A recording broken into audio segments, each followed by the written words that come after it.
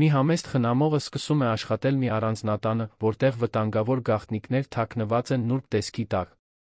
Շուտով նա բացահայտում է մութ դավադրություն, կապված ժառանգության, մանիպուլյացիայի այն տարեց կնոջը լռեցնելու փորձերի հետ, որին պետք է պաշտպաներ։ Իսկ երբ ճշմարտությունը սպառնում է բացվել, տունը վերածվում է մարտադաշտի, որտեղ քաջությունն ու կոռուպցիան բախվում են։ Եթե այս պատմությունը ձեզ հետաքրքրել է, մի մոռացեք բաժանորդագրվել մեր ալիքին, ասեք, թե որ քաղաքից եք մեզ դիտում, մենք շարունակում ենք։ Խոստանում եմ, որ սա կլինի լավագույն պատմությունը, որ երբեք կլսեք ձեր կյանքում։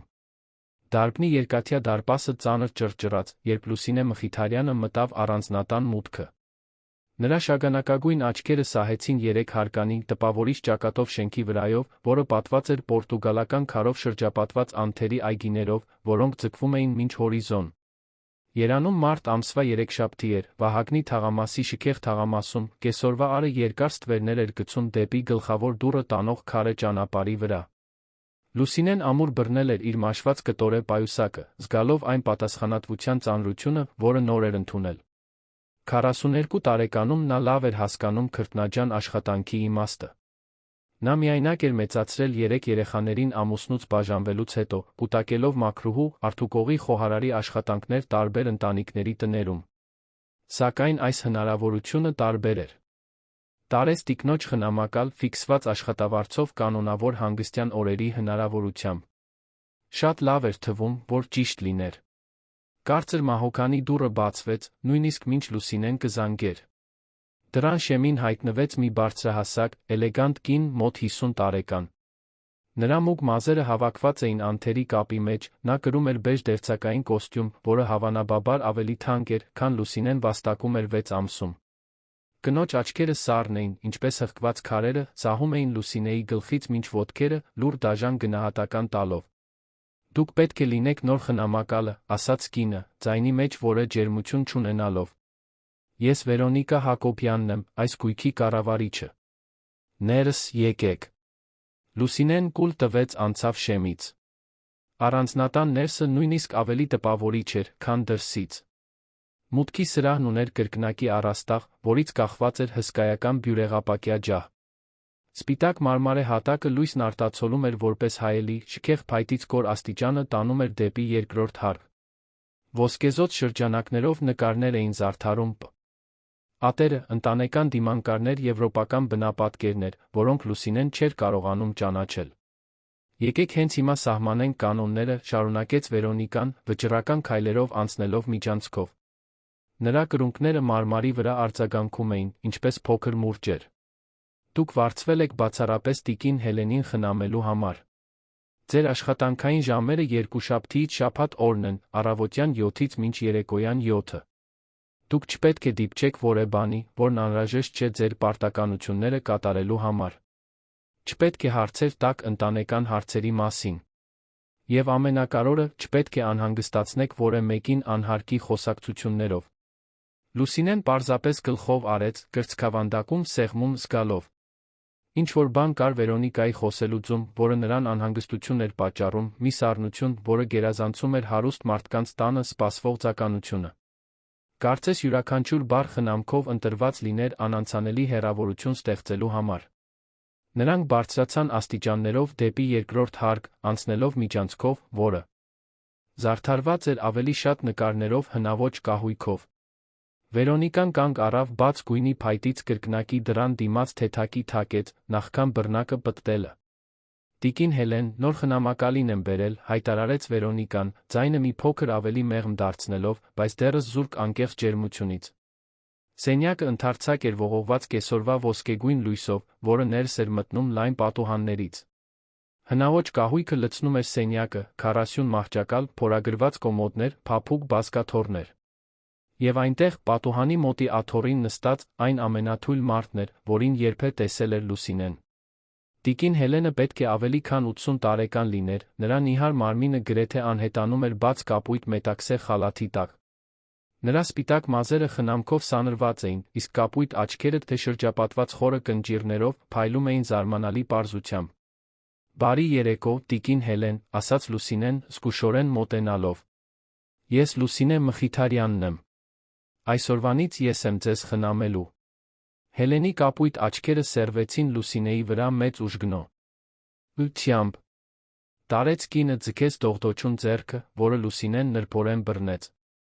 Այդ մատները բարակ էին, ինչպես ճյուղերը, մաշկը գրեթե թափանցիկ էր, ներքի կապույտ երակները բացահայտելով։ Լուսինե, կրկնեց Հելենը, ձայնը թույլ, բայց պարզ։ Ինչ գեղեցիկ անուն։ Լույս է նշանակում, չէ՞։ Այո, տիկին, պատասխանեց Լուսինեն, տարեց կնոջ ձայնի քնքշությունից անբացատրելիորեն հուզվելով։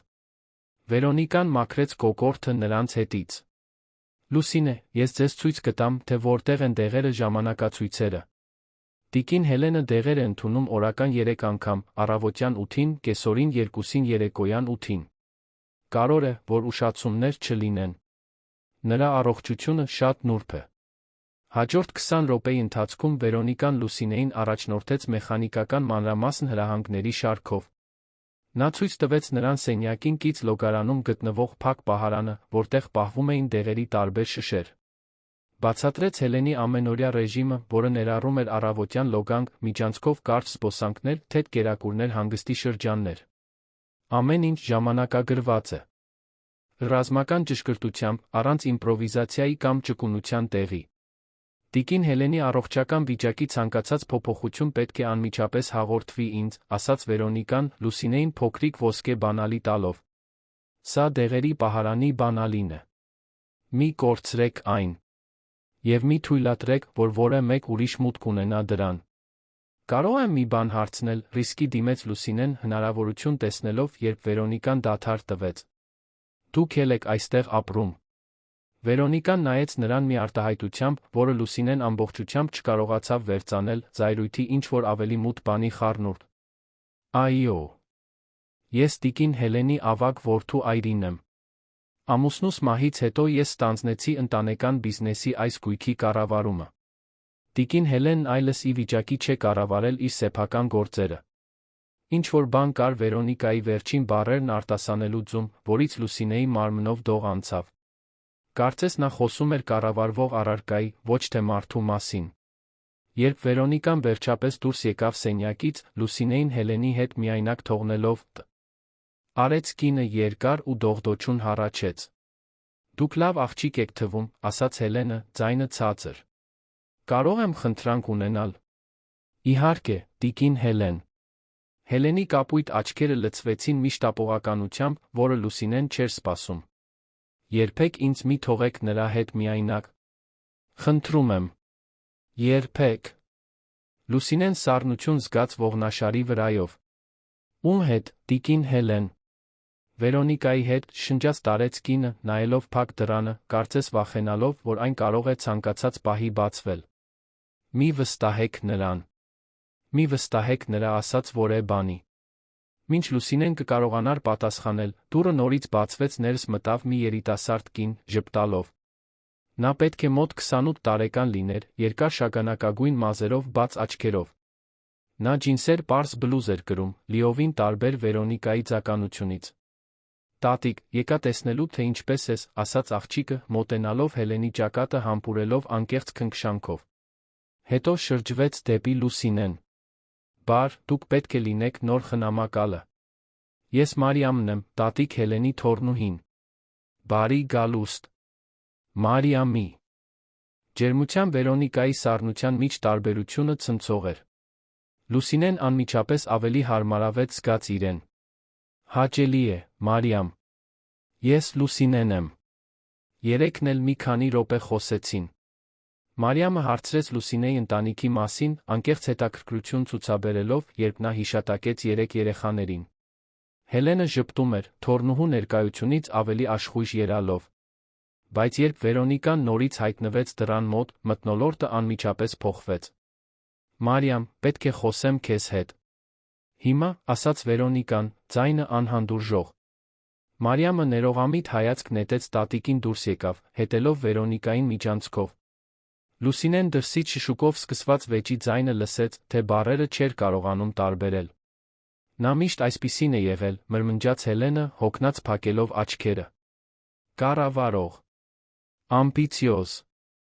Այն օրվանից, երբ ամուսնացավ իմ որդի Ռոբերտի հետ, նա ուզում էր ամեն ինչի տեր լինել։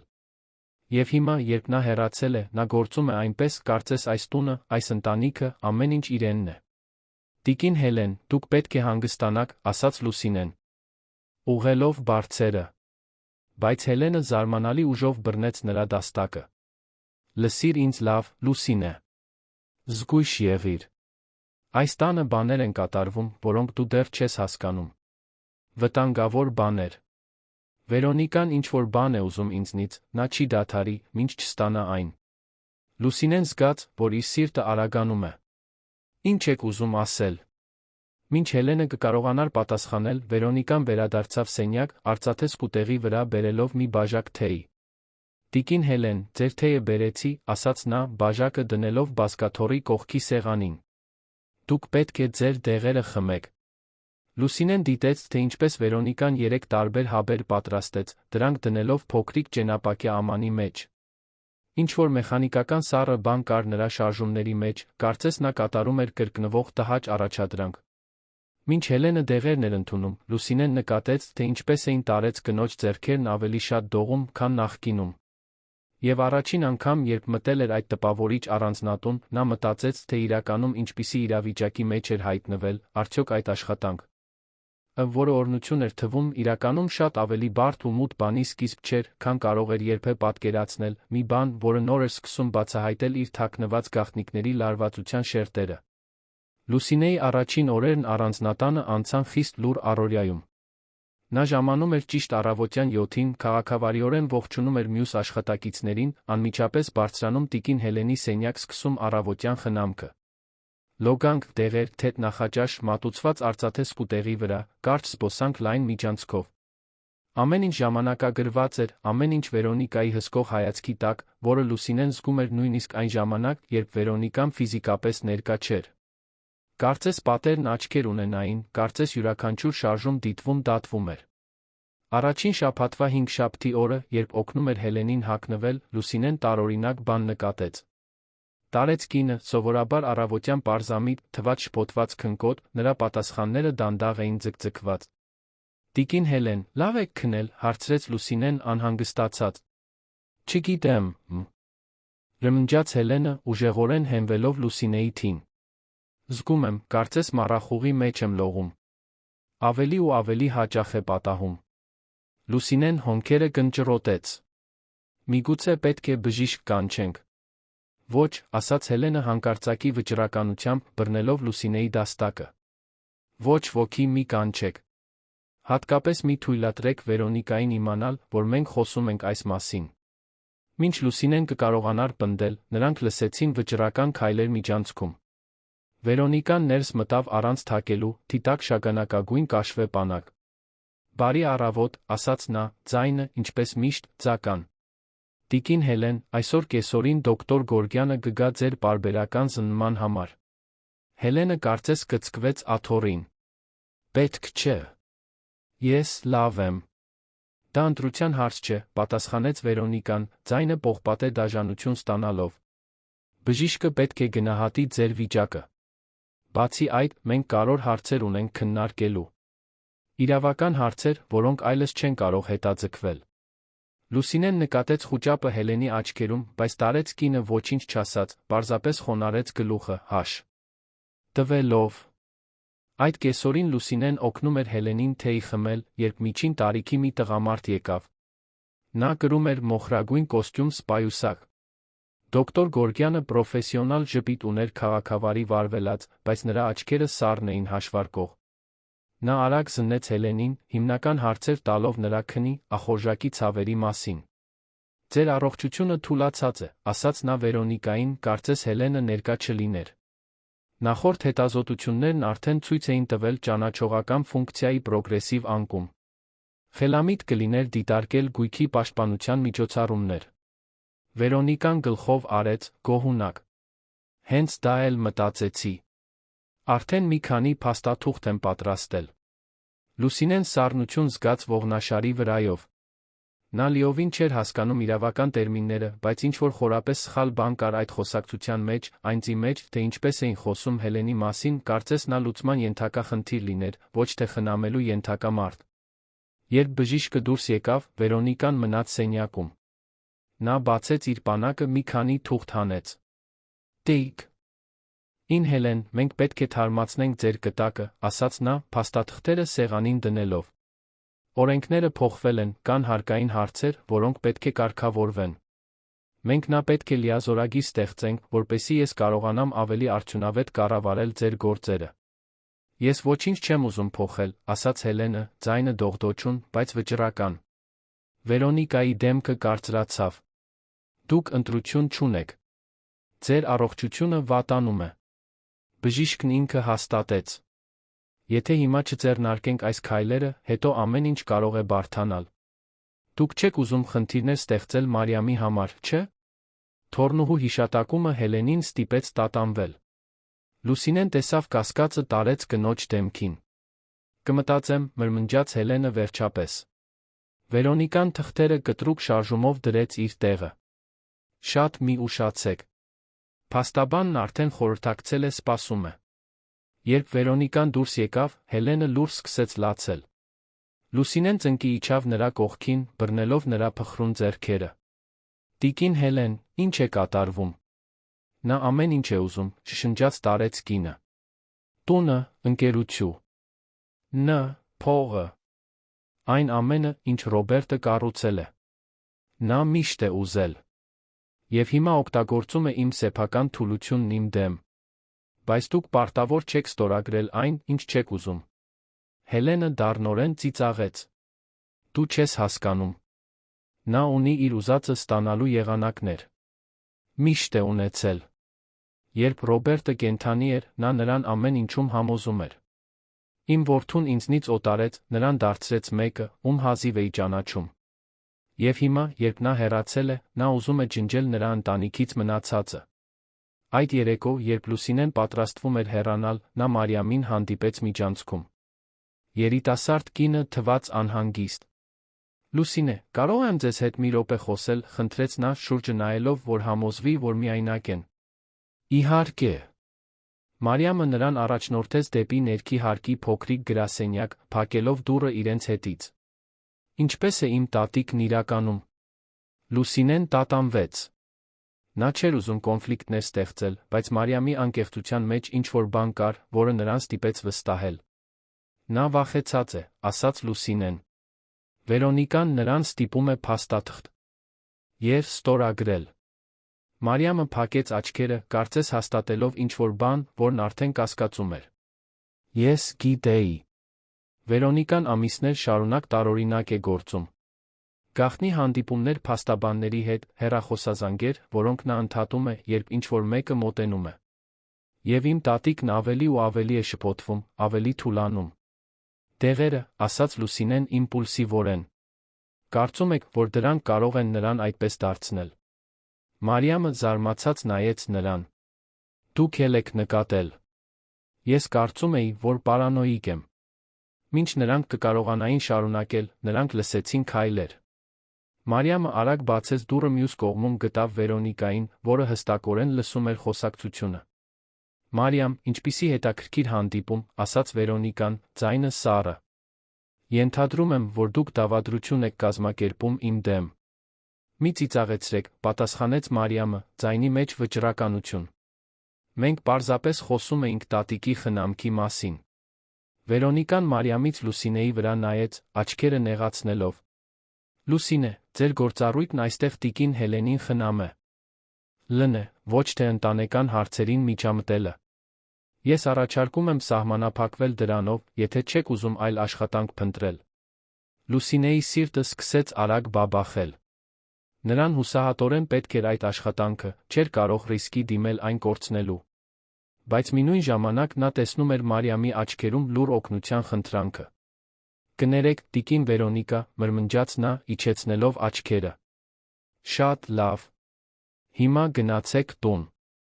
Արդեն ուշ է։ Լուսինեն ծանր սրտով դուրս եկավ առանձնատնից։ Նոր տանող լեփ-լեցուն ավտոբուսում, որտեղ նա ապրում էր իր 3 երեխաների հետ վարձակալած փոքրիկ տանը, նա չէր կարողանում դադարել մտածել Հելենի մասին։ Տարեց կնոջ փխրունությունը, նրա աչքերում վախը, անելանելի վիճակում հայտնվելու զգացումը։ Տանը, երբ երեխաների համար ընթրիք էր պատրաստում, հեռախոսը զանգեց։ Անհայտ համար էր։ Ալո։ Լուսինե, ես Մարիամն եմ։ Ձեր համարը գործակալությունից ստացա։ Կներեք ժամից դուրս զանգելու համար, բայց ինձ պետք է, որ դուք ինձ օգնեք։ Լուսինեն նայեց սեղանի շուրջ ուտող իր երեխաներին, իր համեստ տան մաշված պատերին մտածեց, թե որքան էր նշանակում այդ աշխատանքը նրանց համար։ Բայց հետո մտածեց Հելենի մասին, միայնակ վախեցած այդ հսկայական առանձնատանը։ Ինչ է ձեզ պետք։ Ուզում եմ, որ դուք ամեն ինչ նկատեք։ Գրեք, թե ինչ տեղեր է ընդունում իմ տատիկը, երբ է Վերոնիկան նրա հետ խոսում փաստաթղթերի մասին, ցանկացած տարօրինակ բան։ Կարող եք դա անել։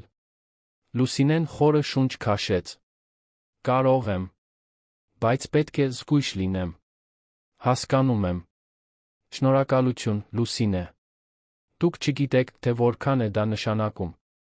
Երբ անջատեց հեռախոսը, Լուսինեն զգաց պատասխանատվության ծանրությունը իր ուսերին։ Նա չգիտեր, թե իրականում ինչի մեջ էր մտնում, բայց մի բան հստակ էր։ Այդ առանձնատան կյանքը շատ ավելի բարդ ու վտանգավոր էր, քան թվում էր, այդ քարե պատերի մեջ թաղված գաղտնիքները նոր էին սկսում երանգ գալ, իրենց հետ բերելով հետանքներ, որոնք Լուսինեն դժվար թե կարող էր պատկերացնել իր համեստ խոհանոցի այդ լուռ պահին, մինչ երեկոն իջնում էր Երանի վրա, ապագան մնում էր անորոշ ու սպառնալից իր առջ։ Հաջորդ 2 շաբաթվա ընթացքում Լուսինեն դարձավ լուռ մանրակրկիտ դիտորդ։ Նա սկսեց իր հետ գրել մի փոքրիկ տետր, որը թաքցնում էր համազգեստի գրպանում, նշելով յուրաքանչյուր մանրուք, որը նրան տարօրինակ էր թվում։ Ժամանակները, երբ Հելենն առանձնապես շփոթված էր լինում, միշտ որոշ տեղեր ընդունելուց կես ժամ հետո։ Փողկապով տղամարդու հաճախակի այցելությունները, ում Վերոնիկան միշտ ընդունում էր ներքի հարկի գրասենյակում, խոսակցություններ, որոնք հանկարծակի ընդհատվում էին, երբ ինչ-որ մեկը մոտենում էր։ Հեռախոսազանգերը, որոնց Վերոնիկան պատասխանում էր այգում, նյարդայնորեն քայլելով վարդերի միջ, ցածր ձայնով խոսելիս։ Ապրիլյան մի առավոտ, երբ Հելենի դեղերի պահարանն էր դասավորում, Լուսինեն որոշեց իր հին բջջայինով լուսանկարել շշերը։ Նա դա արեց արագ, դողդոջուն ձեռքերով, վախենալով ցանկացած պահի միջանցքում քայլեր լսելուց։ 6 տարբեր շշեր կային, բոլորն էլ բարդ անուններով, որոնք նա հազիվ էր կարողանում արտասանել։ Լուսանկարներն ուղարկեց Մարիամին, ով մի քանի ժամ անց պատասխանեց, ասելով, որ դրանք կցուցադրի վստահելի բժշկի։ Հելենը հատկապես դժվար օր էր ունենում։ Նա հազիվ էր կարողանում աչքերը բաց պահել, նրա խոսքը ձգձգված էր շփոթված։ Լուսինեն օգնեց նրան պառկել մահճակալին ճաշից հետո, նրան թեթ սավանով ծածկելով։ Լուսինե, մրմնջաց Հելենը, զարմանալի ուժով բռնելով նրա ձեռքը, այդքան փխրուն մարդու համար։ Մի թույլ տվեք, որ նա հաղթի։ Խնդրում եմ։ Չեմ թույլ տա, տիկին Հելեն։ Խոստանում եմ։ Այդ կեսօրին Վերոնիկան հայտնվեց սենյակում, իր հետ բերելով փողկապով տղամարդուն, ում Լուսինեն տեսել էր նախկինում։ Նա բարձրահասակ էր, մոտ 50 տարեկան, հետ սանրված մոխրագույն մազերով մի արտահայտությամբ, որը փորձում էր քաղաքավարի թվալ, բայց լիովին ձախողվում էր։ Լուսինե, սա դոկտոր Անդրանիկ Հարությունյանն է, մեր փաստաբանը, ներկայացրեց Վերոնիկան։ Նա եկել է տիկին Հելենի հետ որոշ իրավական հարցեր քննարկելու։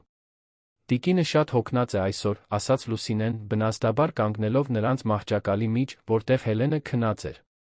Միգուցե ավելի լավ կլինի այլ օր գալ։ Վերոնիկան նայեց նրան մի սառնությամբ, որից Լուսինեն մեկ քայլ հետ քաշվեց։ Մենք ձեր կարծիքը չենք հարցնում։ Սպասեք դրսում։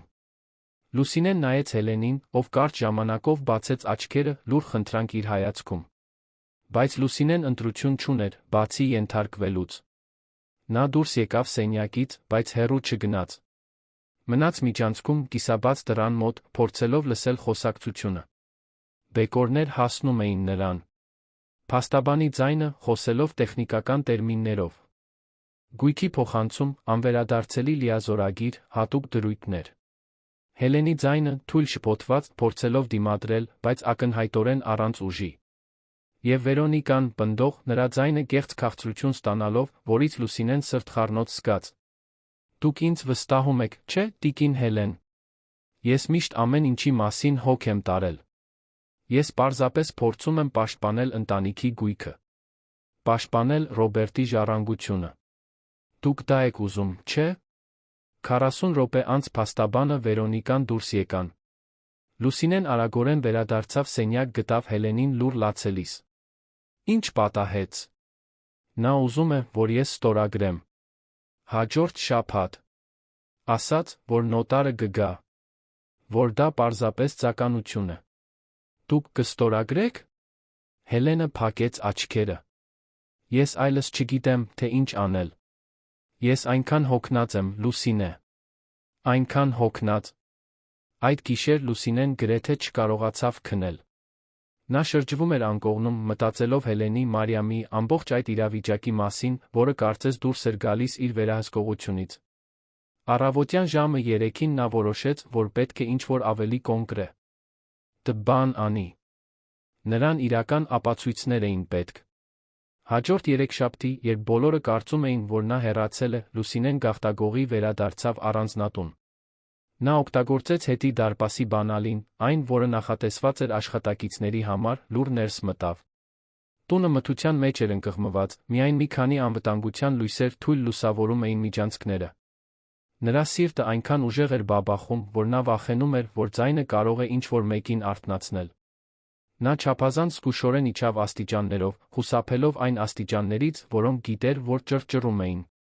Ներքի հարկում նա քայլեց դեպի այն գրասենյակը, որն օգտագործում էր Վերոնիկան, լայն սենյակ, գրքերի դարակներով տպավորիչ մահոգանի սեղանով։ Դուռը փակ էր։ Լուսինեն հիասթափության պահ զգաց, բայց հետո հիշեց մի բան, որ տեսել էր։ Վերոնիկան լրացուցիչ բանալի էր պահում դռան մոտի դեկորատիվ ծաղկամանի մեջ։ Դողդոջուն ձեռքերով Լուսինեն փնտրեց գտավ փոքրիկ արծաթե բանալին։ Գրասենյակը փայլեցված փայտի թանկարժեք օծանելիքի հոտ էր տարածում։ Լուսինեն միացրեց իր բջջայինի լապտերը, լույսի ճառագայթը ցածր պահելով։ Նա սկսեց ուսումնասիրել սեղանին դրված թղթերը։ Կային բանկից նամակներ, քաղվածքներ, որոնք ցույց էին տալիս բարձր գումարների փոխանցումներ դեպի հաշիվներ, որոնք Լուսինեն չէր ճանաչում։ Իրավական փաստաթղթեր, փաստաբանական գրասենյակների դրոշմակնիկներով։ Եվ հետո նա գտավ շագանակագույն կաշվե պանակ, նույնը, որը Վերոնիկան միշտ կրում էր։ Նրա ներսում մի փաստաթուղթ, վերնագրված նոր կտակ ընդհանուր անվերադարձելի լիազորագիր։ Լուսինեն սկսեց կարդալ, իր հասկացողությունը սահմանափակված բարդ իրավաբանական տերմիններով, բայց որոշ բաներ ցավալիորեն պարզ դարձան։ Փաստաթուղթը Հելենի բոլոր ակտիվների ամբողջական վերահսկողությունը փոխանցում էր Վերոնիկային։ Ընտանեկան ընկերությունը, առանձնատունը, բանկային հաշիվները, ներդրումները։ Ամեն ինչ։ Լուսինեն լուսանկարեց յուրաքանչյուր էջ, ձեռքերն այնքան դողում էին, որ նա ստիպված էր մի քանի փորձ անել, հստակ պատկերներ ստանալու համար։ Հետո նա ձայներ լսեց։ Նրա արյունը սառեց։ Ձայները գալիս էին միջանցքից, մոտենում էին։ Լուսինեն ճանաչեց Վերոնիկայի ձայնը, փաստաբան Անդրանիկ Հարությունյանի ձայնը։ Մենք այլս չենք կարող շատ սպասել, ասում էր Անդրանիկը։ Բանկերը հարցեր են տալիս։ Մեզ պետք է այդ ստորագրությունը հնարավորինս շուտ։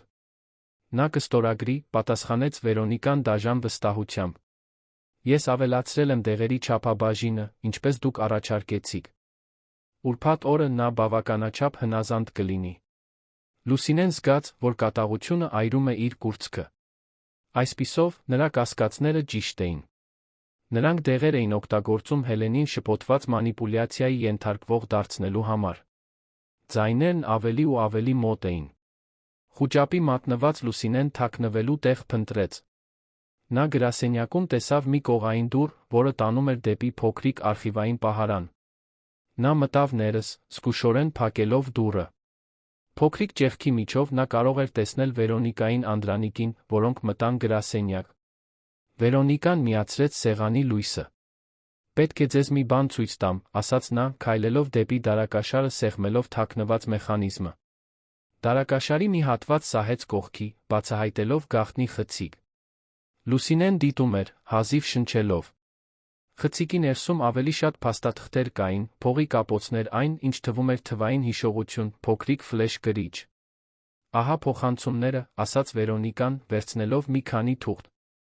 2 միլիոն արդեն տեղափոխվել է Մայամիի հաշիվ։ Եվս 3 միլիոն կփոխանցվի, հենց որ լիա։ Զորագիրը ստորագրվի։ Անդրանիկը գլխով արեց, ուսումնասիրելով փաստաթղթերը։ Իսկ թոռնուհին, Մարիամը։ Նա կարող է խնդիրներ ստեղծել։ Վերոնիկան ծիծաղեց, սառը անհուն ձայնով։ Մարիամը միամիտ է։ Երբ նա հասկանա, թե ինչ է պատահել, արդեն ուշ կլինի։ Բացի այդ, նա ոչ մի ապացույց չունի։ Նրանք շարունակեցին խոսել 20 րոպե, քննարկելով իրենց ծրագրի կեղտոտ մանրամասները։ Լուսինեն լուսանկարեց այն ամենը, ինչ կարող էր ճեղքի միջով, ներառյալ բաց գաղտնի խցիկը։ Վերջապես, նրանք դուրս եկան։ Լուսինեն սպասեց 15 անվերջ րոպե, նախքան շարժվել համարձակվելը։ Երբ դուրս եկավ պահարանից, նրա ոտքերը հազիվ էին նրան պահում։ Նա դուրս եկավ գրասենյակից, փակեց դուռը, բանալին վերադարձրեց ծաղկամանին, փախավ առանձնատնից, կարծես ուրվականներ էին հետապնդում նրան։ Հաջորդ օրը Լուսինեն ամեն ինչ ցույց տվեց Մարիամին առանձնատնից հեռու գտնվող սրճարանում։ Երիտասարդ կինը գունատվեց, տեսնելով լուսանկարները։ «Սա շատ ավելի վատ է, քան ես պատկերացնում էի», շշնջաց նա։ «Մենք պետք է արագ գործենք։ Ստորագրությունը նշանակված է ուրբաթ օրը»։ «Ինչ կարող ենք անել», հարցրեց Լուսինեն։ Մարիամը խորը շունչ քաշեց։ «Ես վստահելի փաստաբան ունեմ։ Այսօր իսկ դա ցույց կտամ նրան։ Եվ մենք պետք է պաշտպանենք իմ տատիկին։ Լուսինե, կարող եք ապահովել, որ նա չընդունի այդ բոլոր դեղերը»։ Լուսինեն գլխով արեց, թե գիտեր, թե ինչ ռիսկի էր դիմում։ «Եթե ես դա անեմ, պետք է համոզվեմ, որ մենք կկարողանանք նրան կանգնեցնել»։ Մարիամը բռնեց Լուսինեի ձեռքերը։ «Եկեք։ Ես թույլ չեմ տա, որ Վերոնիկան ոչնչացնի իմ ընտանիքը»։ Այդ կեսօրին առանձնատուն վերադառնալիս Լուսինեն վախի վճռականության խառնուրդ զգաց։ Նա գիտեր, որ հաջորդ օրերը վճռորոշ կլինեն, որ յուրաքանչյուր շարժում պետք է խնամքով հաշվարկվի, քանի որ Վերոնիկան ոչ միայն հավակնոտ դաժան էր, այլ խելացի ու հզոր, չէր հապաղի ոչնչացնել ցանկացած մեկին, ով կկանգներ իր ճանապարհին, ներառյալ մի պարզ խնամակալ, ով համարձակվեց մարտահրավեր նետել իր ծրագրերին։ Ուրբաթ օրը Երանի վրա անպամած երկինք էր։ Լուսինեն առանձնատուն հասավ նյարդայնությունից ստամոքսը գծկված։ Նա գիտեր, որ դա վճռական օրն է լինելու, պահը, երբ ամեն ինչ կար։ Ող էր հաջողվել կամ ամբողջովին փլուզվել։ Նա ապացույցներն ուներ իր հեռախոսում, պատճենները պահված 3 տարբեր տեղերում, ինչպես Մարիամը հրահանգել էր։ Բայց ավելի կարևորը, նա ուներ ծրագիր։ Երբ բարձրացավ Հելենի սենյակ, տարեց կնոջը դեռ անկողնում գտավ, ավելի փխրուն, քան երբևէ։ Նրա կապույտ աչքերը, սակայն, այդ առավոտ այլ փայլ ունեին, ավելի քիչ շփոթություն, ավելի շատ գիտակցություն։ «Բարի առավոտ, տիկին Հելեն», մեղմորեն ասաց Լուսինեն։ «Ինչպե՞ս եք զգում»։ Վախեցած, խոստովանեց Հելենը։ «Այսօր է այդ օրը, չէ՞։ Լուսինեն նայեց փակ դռանը, մոտեցավ, ձայնը իջեցնելով։ «Լավ, լսեք։ Վստահեք ինձ։ Ես կօգնեմ ձեզ։ Բայց դուք պետք է անեք հենց այն, ինչ ես կասեմ»։ Այնուհետ նա արագ շշուկներով բացատրեց ծրագիրը։ Վերջին 3 օրվա ընթացքում Լուսինեն գաղտնի նվազեցրել էր այն դեղերի չափաբաժինը, որոնք Հելենին քնկոտ էին դարձնում, հաբերի մի մասը փոխարինելով անվնաս վիտամիններով, որոնք գնել էր դեղատնից։ Հելենն այժմ ավելի պարզամիտ էր, նրա մտքերն ավելի հստակ էին։ Առավոտվա ընթացքում առանձնատունը լցվեց անսովոր ակտիվությամբ։ Աշխատ։ Ակիցները մաքրում դասավորում էին ներքի հարկի հանդիպումների սենյակը։ Վերոնիկան գոհունակ արտահայտությամբ շրջում էր միջանցքներով, կրելով մուգ կապույտ դերձակային կոստյում, որը նրան կորպորատիվ իշխանության տեսք էր տալիս։ Կեսօրին 2-ին հյուրերը սկսեցին գալ։ Փաստաբան Անդրանիկ Հարությունյանը առաջինն էր, բերելով կաշվե պայուսակ պրոֆեսիոնալ արտահայտություն։ Հետո եկավ նոտարը, տարեց տղամարդ, հաստ ակնոցներով կորացած կեցվածքով, ով անհարմար էր թվում ամբողջ իրավիճակից։ Մարիամը եկավ հենց դրանից հետո, Լուսինեին նշանակալի հայացք նետելով։ Հանդիպումների սենյակը պատրաստված էր կարծես հանդիսավոր արարողության համար։ Փայլեցված մահոկանի սեղանը զբաղեցնում էր կենտրոնը, շրջապատված փափուկ աթոռներով։ Սեղանի վրա փաստաթղթերը դասավորված էին կատարյալ կարգով, կողքին արծաթե գրիչներ, ամեն ինչ դասավորված սպառնալից ճշգրտությամբ։ Լուսինեն օգնեց Հելենին իջնել աստիճաններով։ Տարեց կինը դանդաղ էր քայլում, հենվելով իր ձեռնափայտին, յուրաքանչյուր աստիճանը փոքրիկ հաղթանակ էր։ Երբ նրանք մտան սենյակ, լռությունը խախտվեց միայնք այլերի խուլ ձայնով։ «Տիկին Հելեն, լավ է, որ եկաք», ասաց Վերոնիկան, ձայնը կեղծ քաղաքավարի։ Խնդրում եմ, նստեք այստեղ։ Նա մատնանշեց գլխավոր աթոռը, դիրքավորված փաստաթղթերի դիմաց։ Հելենը դանդաղ նստեց, նրա ձեռքերը թեթակի դողում էին ձեռնափայտի վրա։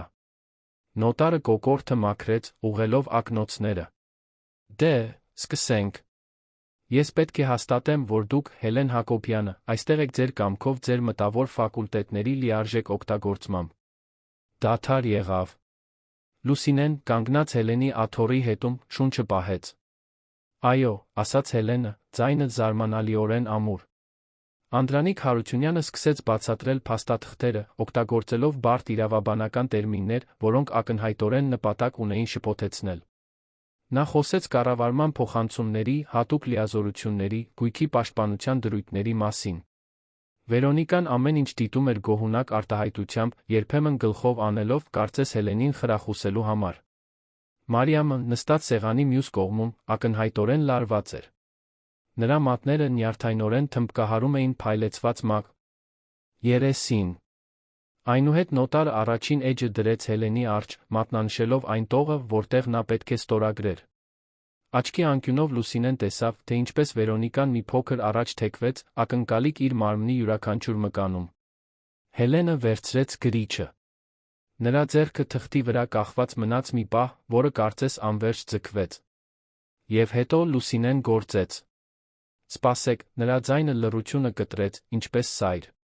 Բոլորի հայացքները սերվեցին նրա վրա։ Լուսինեն զգում էր, որ իր սիրտը թմբկահարում է կրծքավանդակում, բայց իրեն ստիպեց շարունակել։ Տիկին Հելենը չպետք է ստորագրի այս փաստաթղթերը։ Վերոնիկան կտրուկ վեր կացավ, նրա աթոռը հատակին ջռած։ Ինչպես եք համարձակվում։ Ով եք կարծում, որ դուք եք դա ընդհատելու համար։ Ես մեկն եմ, ով տեսել է, թե ինչ եք անում, պատասխանեց Լուսինեն, ձայնը ուժ ստանալով։ Եվ ես ապացույցներ ունեմ։ Հաջորդած լռությունն այնքան խիտ էր, որ կարծես շոշափելի լիներ։ Անդրանիկ Հարությունյանը գունատվեց։ Նոտարը հոնքերը կնճռոտեց, շփոթված։ Մարիամը նույնպես վեր կացավ, կանգնելով Լուսինեի կողքին։ Ինչ ապացույց։ Ցներ, պահանջեց Վերոնիկան, բայց նրա ձայնի մեջ դող կար, որը նախկինում չկար։ Լուսինեն գրպանից հանեց բջջայինը, նրա ձեռքերն այժմ ամուր էին։ Ձեր երկուսի դավադրության լուսանկարները գրասենյակում։ Ձեր խոսակցությունների ձայնագրությունները տիկին Հելենի դեղերի չափաբաժինը մեծացնելու մասին, նրան շփոթված թողնելու համար։ Փաստաթղթեր, որոնք ցույց են տալիս փողի անօրինական փոխանցումներ։ Ամեն ինչ։ Անդրանիկ Հարությունյանը հանկարծակի վեր կացավ։ Սա անհեթեթություն է։ Դուք հորինում եք։ Բայց նրա ձայնը ձախողվում էր, նրա արտահայտությունը մատնում էր խուճապը։ Մարիամը մեկ քայլ առաջ արեց։ Չի հորինում։ Իմ փաստաբանն արդեն ամեն ինչ վերլուծել է։ Այդ փոխանցումները խարդախ են։ Լիազորագիրն անօրինական է, քանի որ ձեռք է բերվել հարկադրանքի տակ։ Եվ դեղերը, նա զզվանքով նայեց Վերոնիկային, դուք թմրեցնում էիք իմ տատիկին։ Վերոնիկան Լուսինեից Մարիամի վրա նայեց, նրա հանգստությունը վերջապես սկսեց ճաքել։ Դուք չեք հասկանում։ Ես պաշտպանում եմ գույքը։ Հելենն ի վիճակի չէ ոչինչ կառավարել։ Ինչ-որ մեկը պետք է որոշումներ կայացն։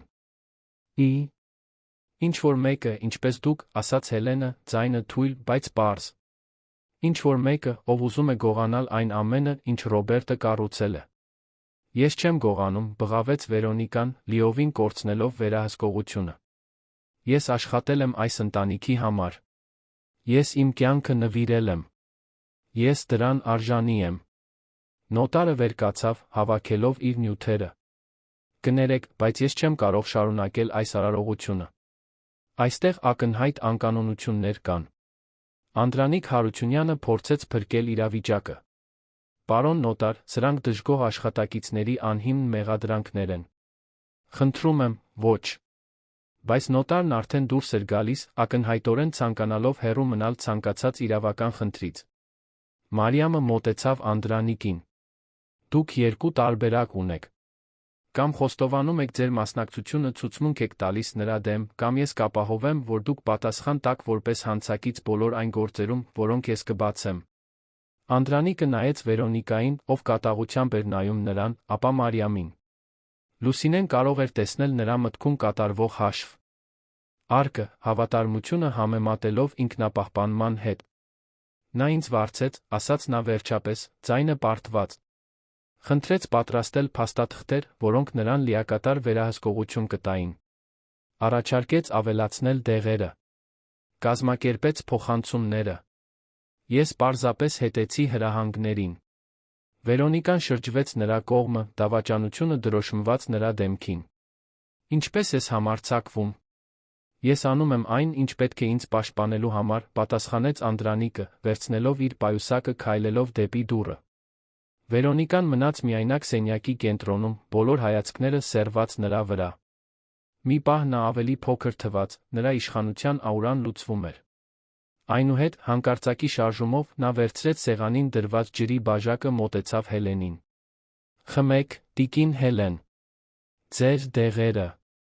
Ոչ, բղավեց Լուսինեն, բայց Վերոնիկան ավելի արագ էր, բաժակը սեղմելով Հելենի շուրթերին։ Տարեց կինը մի քանի կում խմեց, նախքան Մարիամը կկարողանար Վերոնիկայի ձեռքը հեռացնել, բաժակը ընկավ, կոտրվեց մարմարե հատակին։ Հելենը սկսեց շնչահեղձ լինել, ձեռքերը կոկորդին տանելով։ Լուսինեն վազեց նրա մոտ, բռնելով նրան։ Ինչ տվեցիք նրան, բղավեց Մարիամը։ Վերոնիկան մեկ քայլ հետ քաշվեց, հասկացողությունը սարսափը հատելով նրա դեմքը։ Ես ոչինչ չէի, ես պարզապես։ Հելենը գունատ էր, քրտնած, նրա շնչառությունը արագացած էր։ Լուսինեն վերցրեց ընկած բաժակը, տեսնելով հատակին սպիտակ մնացորդ։ Շտապօգնություն կանչեք, բղավեց նա։ Հիմա։ Մարիամն արդեն հեռախոսով էր։ Վերոնիկան շուրջը նայեց, տեսնելով մեղադրանքները բոլոր դեմքերին, իր արարքների ծանրությունը վերջապես հասավ նրան։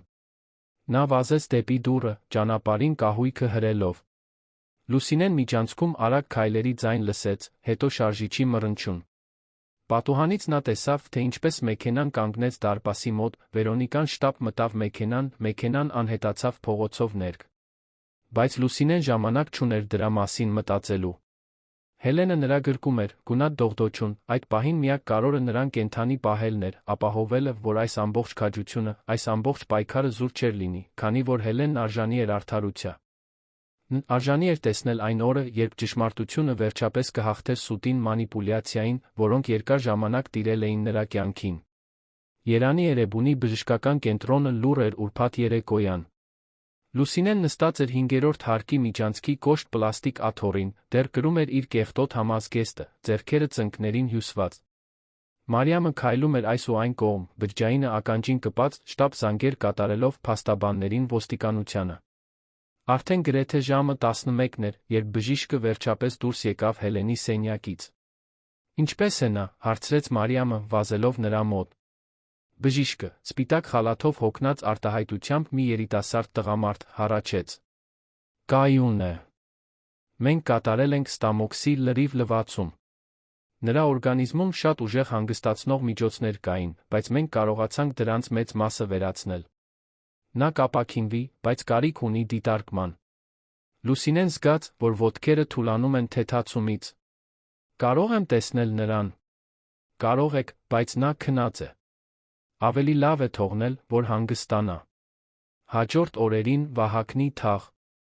Ամասի առանձնատունը դարձավ կատաղի ակտիվության կենտրոն։ Ոստիկաններ էին մտնում ու դուրս գալիս, հարցեր տալով, ապացույցներ հավաքելով։ Մարիամը վարձեց ընտանեկան իրավունքի ֆինանսական խարդախությունների մասնագիտացած փաստաբան, դոկտոր Ռենատ Վարդանյան անունով լուրջ մի տղամարդու, ով անմիջապես սկսեց քաղաքացիական հայց պատրաստել Վերոնիկայի Անդրանիկ Հարությունյանի դեմ։ Հելենը հաջորդ երեքշաբթի վերադարձավ տուն, դեռ թույլ, բայց աչքերն ավելի պարզ էին, քան Լուսինեն նրան տեսել էր շաբաթներ շարունակ։ Առաջին բանը, որ նա արեց, բռնեց Լուսինեի ձեռքը, շնորհակալություն հայտնեց։ Դուք ինձ փրկեցիք, ասաց նա, արցունքները հոսում էին կնճռոտված դեմքով։ Երբեք չեմ մոռանա դա։ Լուսինեն պարզապես սեղմեց նրա ձեռքը, չափազանց հուզված խոսելու համար։ Բայց հանգստությունը խաբուսիկ էր։ Հինգշաբթի առավոտյան, երբ Լուսինեն օգնում էր Հելենին սենյակում սուրճ խմել, Մարիամը ներս մտավ մեծ ծրարով, անհանգիստ արտահայտությամբ։ Սա գիշերը դարպասի մոտ էին թողել, ասաց նա, ծրարը սեղանին դնելով։ Ուղարկող չկա։ Լուսինեն դիտեց, թե ինչպես մար։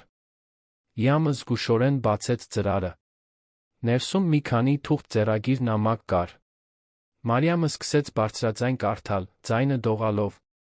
«Ում որ վերաբերում է։ Իմ անունը Անդրանիկ Հարությունյան է, ես այս նամակը գրում եմ որպես խոստովանություն ներողություն։ Ես Վերոնիկա Հակոբյանի կողմից հարկադրվեցի մասնակցել Խարդախ սխեմային, բայց ճշմարտությունն ավելի մեծ մութ է, քան ես ինքս սկզբում գիտեի։ Վերոնիկան միայնակ չէր գործում։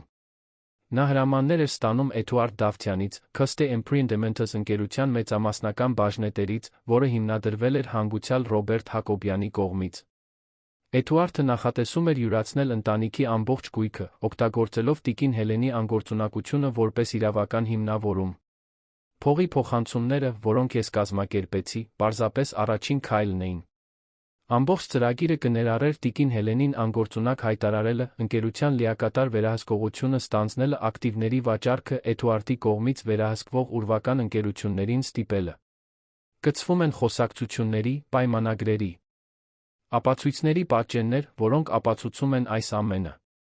Ես ներողություն եմ խնդրում իմ արարքների համար, հուսով եմ, որ այս տեղեկատվությունը կօգնի արդարություն հաստատել։ Հաջորդած լռությունը ծանր էր։ Հելենը գունատ էր, ձեռքերը դողում էին թեյի բաժակի վրա։ Էդուարդ Դավթյան, կրկնեց նա, ձայնը հազիվ շշուկից անցնելով։ Ռոբերտը նրան վստահում էր որպես եղբոր։ 30 տարի գործընկերներ էին։ Մարիամը թերթում էր գծված փաստաթղթերը, նրա արտահայտությունն ավելի ու ավելի մութ էր դառնում։ Ամեն ինչ կա այստեղ։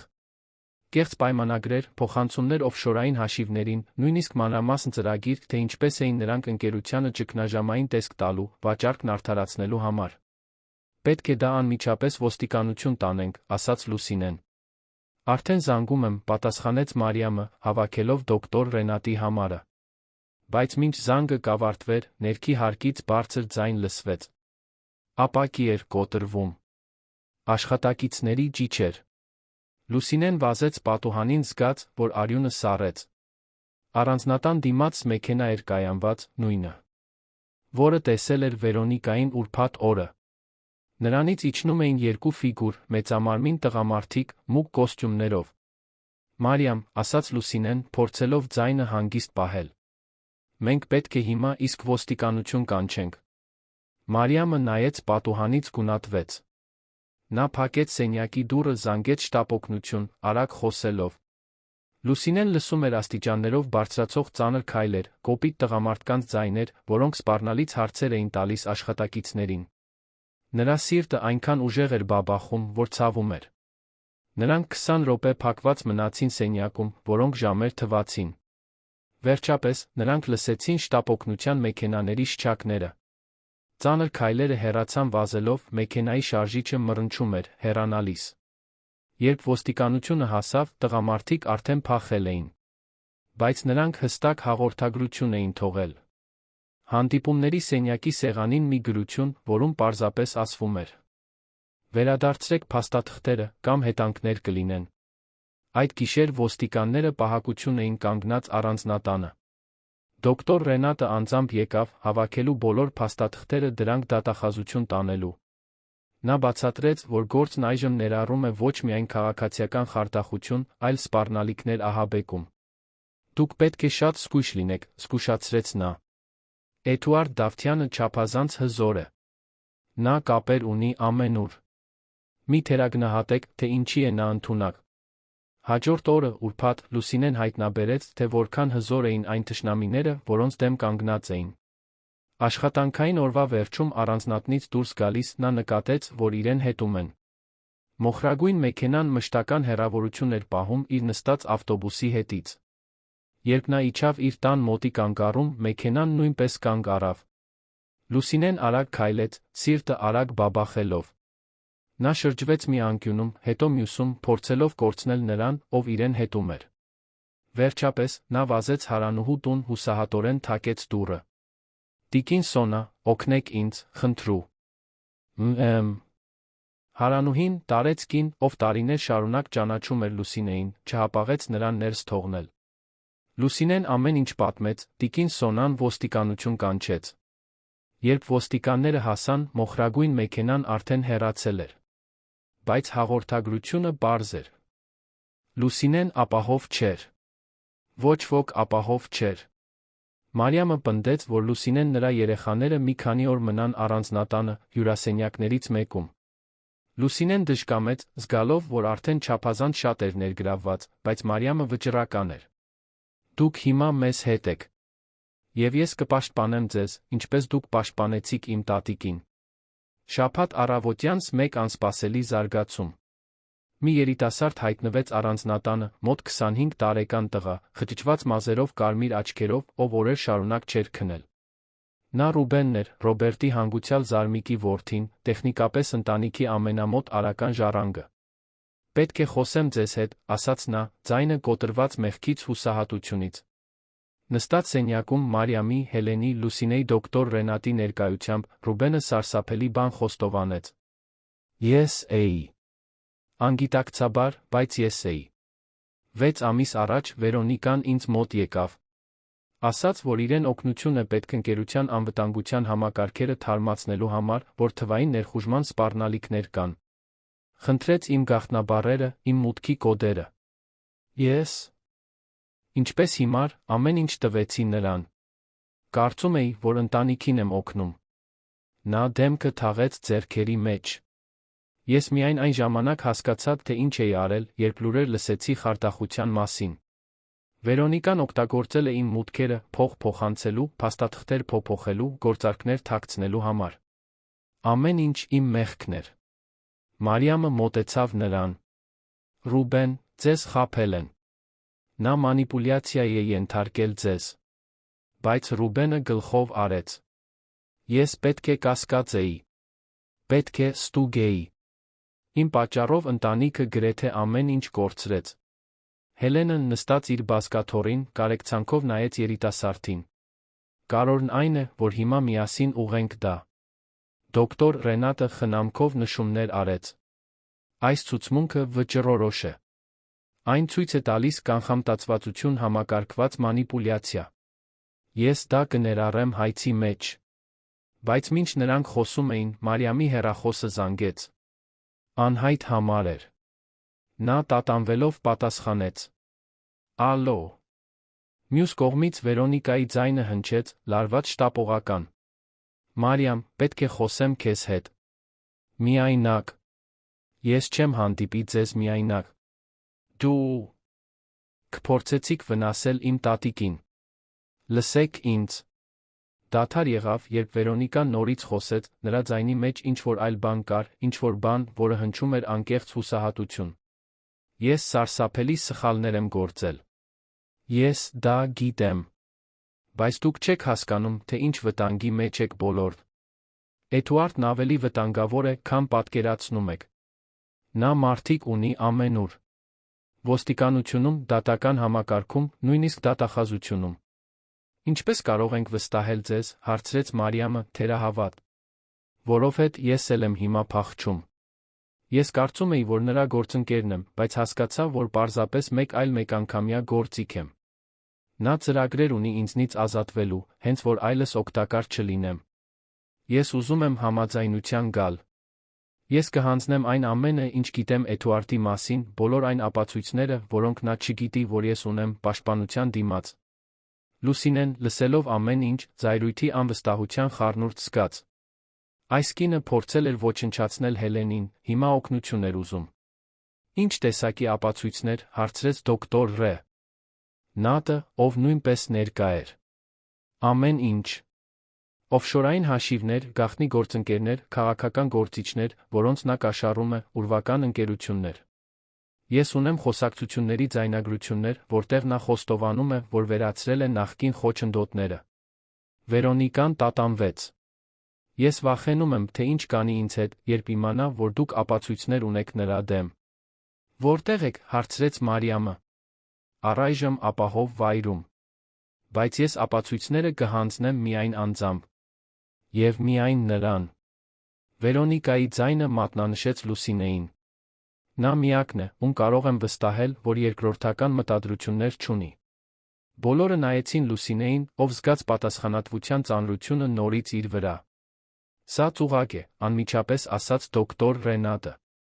Չափազանց ակնհայտ։ Միգուցե, համաձայնեց Լուսինեն։ Բայց եթե ոչ։ Իսկ եթե նա իրականում ունի ապացույցներ, որոնք կարող են վերջ դնել Էդուարդին ընդմիշտ։ Հաջորդ գիշեր նա ծրագրեր էր կազմում։ Դոկտոր Ռենատը պնդեց ներգրավել ոստիկանությանը, բայց Վերոնիկան հստակ ասել էր, որ չի հայտնվի, եթե ոստիկանություն լինի։ Վերջապես, նրանք հասան փոխզիջման։ Լուսինեն կգնար, բայց իր հետ կկրեր հետելու սարք թաքնված կապի միջոց։ Քաղաքացիական հագուստով ոստիկաններ կլինեին մոտակայքում, պատրաստ միջամտելու վտանգի առաջին իսկ նշանին։ Հանդիպումը նշանակված էր չորեքշաբթի կեսօրին, Ազատության հրապարակի մարդաշատ հրապարակում, որտեղ ամբողը կապահովեր թե անվտանգություն, թե քողարկում։ Լուսինեն ժամանեց նշանակված ժամից 20 րոպե շուտ։ Նա նստեց կենտրոնական շատրվանի մոտի նստարանին, ծածնելով, թե թերթ է կարդում, մինչ նրա աչքերը անընդհատ սկանավորում էին շրջակայքը։ Նրա սիրտը արագ էր բաբախում, ձեռքերը քրտնում էին։ Ճիշտ ժամը 3-ին նա տեսավ Վերոնիկային։ Կինը անճանաչելի էր։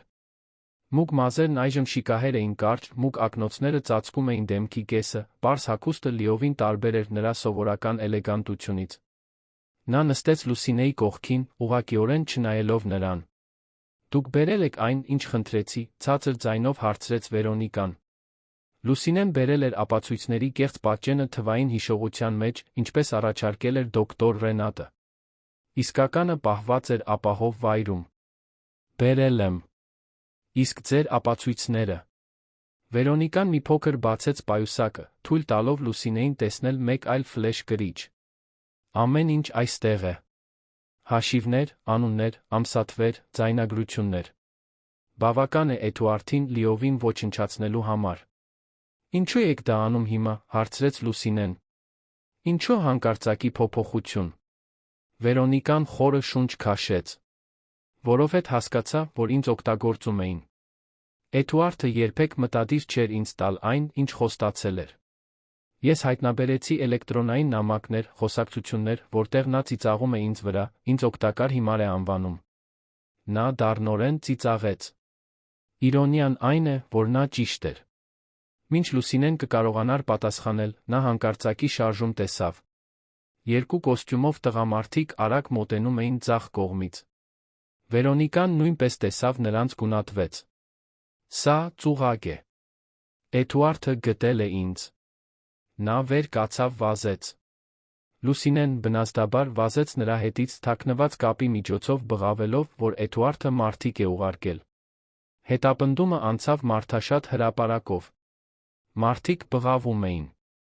Հեռանում էին։ Լուսինեն տեսավ քաղաքացիական հագուստով ոստիկաններին, որոնք նույնպես վազում էին, փորձելով կանգնեցնել Էդուարդի մարդկանց։ Վերոնիկան շրջվեց կողային փողոցով, Լուսինեն հետեց նրան։ Հետիոտները վախեցած հեռանում էին։ Լուսինեն լսում էր տղամարդկանց ծանր քայլերը իրենց հետից։ Վերոնիկան անցավ շուկայով, տապալելով կրպակները, խոչընդոտներ ստեղծելով։ Լուսինեն ցատկեց մրգերի արկղերի վրայով, սահեց ինչ-որ թաց բանի վրա, գրեթե ընկավ, բայց հավասարակշռությունը պահեց։ Նրանք դուրս եկան շուկայից մեկ այլ փողոցով, որտեղ երթևեկությունը խցանված էր։ Վերոնիկան վազեց կանգնած մեքենաների միջով, ազդանշանները կատաղի հնչելով։ Լուսինեն հետեց նրան, սիրտը կարծես պայթելու լիներ։ Վերջապես, նեղ նրբանցքում Վերոնիկան կանգ առավ, շնչահեղձ, շրջապատված բարձր ցանկապատով։ Էդուարդի մարդիկ հայտնվեցին նրբանցքի մուտքի մոտ, արգելափակելով ելքը։ Բայց հետո շչակները կտրեցին օդը։ Ոստիկանական մեքենաները շրջապատեցին տարածքը, գալով բազմաթիվ ուղղություններից։ Էդուարդը մեկ վայրկյան կաթվածահար մնաց, ապա շրջվեց, ելք փնտրելով։ Նրա մարդ։ Իք զենքեր հանեցին, բայց ուժեղացված ձայները հրամայեցին նրանց դրանք գցել գետնին։ Դաշնային ոստիկանություն։ Դուք շրջապատված եք։ Գցեք զենքերը, պառկեք գետնին։ Էդուարդի մարդկանցից մեկը բռնեց Լուսինեին, նրան որպես վահան օգտագործելով։ Նա զգաց զենքի սառը մետաղը իր կողոսկրերի վրա փակեց աչքերը, լուռ աղոթելով։ Բայց հետո կողային շենքերից մեկից մի կերպար վազելով հայտնվեց։ Դա Ռուբենն էր, ով պնդել էր մասնակցել գործողությանը, որպես քավությանց։ Նա հարձակվեց Լուսինեին բռնած տղամարդու վրա, տապալելով նրան։ Լուսինեն ընկավ կողքի, ծնկը քերելով կոշտ բետոնին։ Դաշնային գործակալները ներխուժեցին տարածք։ Քաոսի պահ եղավ, ճիչեր, արագ շարժումներ։ Էդուարդը փորձեց փախչել, բայց նրան կանգնեցրին երկու գործակալներ, ովքեր նրան գետնին տապալեցին, ձեռնաշխտաներ դրեցին։ Դուք չգիտեք, թե ում հետ եք գործ ունենում, բղավեց Էդուարդը։ Ես կապեր ունեմ։ Փաստաբաններ։ Ես 24 ժամվա ընթացքում դուրս կգամ սրանից։ Ոչ այս անգամ, ասաց դոկտոր Գայանե Պետրոսյանը, հայտնվելով ստվերներից։ Մենք ունենք կոռուպցիայի, խարդախության, ատական մանիպուլյացիայի դավադրության անհերքելի ապացույցներ։ Եվ մենք ունենք ձեր սեփական ցուցմունքը, որում ամեն ինչ խոստովանում եք, ձայնագրված ընդամենը մի քանի րոպե առաջ։ Էդուարդի արտահայտությունը փոխվեց, հասկացողությունը, կատաղությունը հատեցին նրա դեմքը։ Մինչ Էդուարդին տեղավորում էին ոստիկանական մեքենայի մեջ, մեկ այլ մեքենա եկավ։ Դրանից իջավ Վերոնիկան ոստիկանների ուղեկցությամբ։ Նա համաձայնել էր հայտնվել, որպես իր մեղքի մեղմացման համաձայնագրի մաս։ Հելենը նույնպես այնտեղ էր, պնդելով անձամբ տեսնել ավարտը։ Իր անվասայլակից նա առաջին անգամ նայեց Վերոնիկային, թունավորման փորձից հետո։ Ինչու՞, հարցրեց Հելենը, ձայնը կոտրված։ Ինչու դուք դա կանեիք։ Վերոնիկան իջեցրեց աչքերը, չկարողանալով դիմակայել տարեց կնոջ հայացքին։ Ագահություն։ Ամբիցիա։ Նախանձ։ Ընտրեք այն, ինչ նախընտրում եք։ Բոլոր պատասխանները ճիշտ են։ Նա տատանվեց։ Ես խորապես ցավում եմ։ Գիտեմ, որ դա հիմա ոչինչ չարժե, բայց ցավում եմ։ Հելենը պարզապես գլխով արեց, արցունքները հոսում էին։ Դուք ոչնչացրիք այս ընտանիքը։ Ոչ, ասաց Մարիամը, մոտենալով ձեռքը դնելով տատիկի ուսին։ Նա փորձեց ոչնչացնել, բայց չկարողացավ։ Որովհետև մենք ունեինք քաջ մարդիկ, ովքեր պայքարեցին ճշմարտության համար։ Նա երախտագիտությամբ նայեց Լուսինեին։ Հաջորդ օրերին պատմությունը պայթեց բոլոր լրատվամիջոցներում։ Թերթերը լցվեցին տարվա ամենամեծ կորպորատիվ կոռուպցիոն սկանդալի մասին վերնագրերով։ Էդուարդ Դավթյանը, Վերոնիկա Հակոբյանը ձերբակալվեցին։ Տասնյակ քաղաքական գործիչներ, գործարարներ հետաքննվում էին։ Հաշիվները արգելափակվեցին, խուզարկության օրդերներ կատարվեցին փաստաբանական գրասենյակներում, ուրվական ընկերություններում։ Անդրանիկ Հարությունյանը, փաստաբանը, իր համագործակցության համար նվազեցված պատիժ ստացավ։ Վերոնիկան տարիներ շարունակ կպատասխաներ իր արարքների համար, թե նրա մեղքի մեղմացումը որոշակի մեղմություն էր ապահովել։ Էդուարդը, առանց համագործակցելու այն ամբարտավանությամբ, որ իր իշխանությունը կպաշտպաներ իրեն, տեսավ, որ իրեն լքել են դաշնակիցները, ովքեր հասկացան, որ նրա հետ կապվելն այժմ թունավոր է։ Մեկ ամիս անց, հունիսի արոտ կեսօրին, Լուսինեին կանչեցին առանձնատան Հելենի մասնավոր գրասենյակ։ Տարեց կինը, այժմ ուժերը վերականգնող, համապատասխան բուժմամբ ճիշտ դեղորայքով, նստած էր մահոկանի սեղանի հետում, որը նախկինում պատկանում էր իր հանգուցյալ որդուն։ Նստեք, Լուսինե, ասաց Հելենը, ժպտալով։ Լուսինեն հնազանդվեց, դեռ անհարմար զգալով ձականություններից։ Դուք փրկեցիք իմ կյանքը, սկսեց Հելենը։ Ավելին, դուք փրկեցիք իմ արժանապատվությունը, իմ գույքը, իմ ընտանիքի ապագան։ Ես երբեք չեմ կարողանա լիովին հատուցել, բայց ուզում եմ փորձել։ Նա մի քանի փաստաթուղթ հրեց սեղանի վրայով։ Սա Դավթաշենի անվտանգ բնակելի համալիրում գտնվող տան սեփականության վկայականն է։ 3 սենյակ, այգի, ավտոտնակ։ Դա ձերն է, առանց որե բեռի։ Ես նա կրթական հիմնադրամ եմ ստեղծել ձեր 3 երեխաների համար։ Մարկը, Աննան, Լոնը կունենան լիարժեք կրթություն, ներառյալ համալսարանը։ Լուսինեն զգաց, որ արցունքները լցնում են իր աչքերը։ Տիկին Հելեն, ես չեմ կարող ընդունել։ Կարող եք կընդունեք, վճռականորեն ասաց Հելենը։ Բացի այդ, ես ուզում եմ ձեզ մշտական պաշտոն ջարկել։ Ոչ որպես խնամակալ, թե ես կցանկանայի, որ դուք շարունակեիք ինձ ուղեկցել,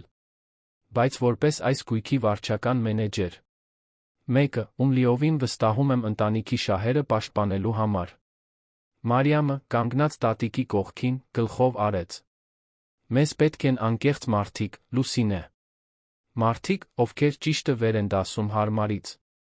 Լուսինեն չէր կարողանում խոսել։ Նա պարզապես լացում էր տարիների ջանքերը, պայքարը, գիշերները, մտածելով, թե ինչպես կվճարի հաշիվները, ամեն ինչ հանգուցալուծվում էր ճանաչման պարգատրման այդ պահին։ Երբ վերջապես կարողացավ բառեր հավաքել, պարզապես ասաց. «Շնորհակալություն։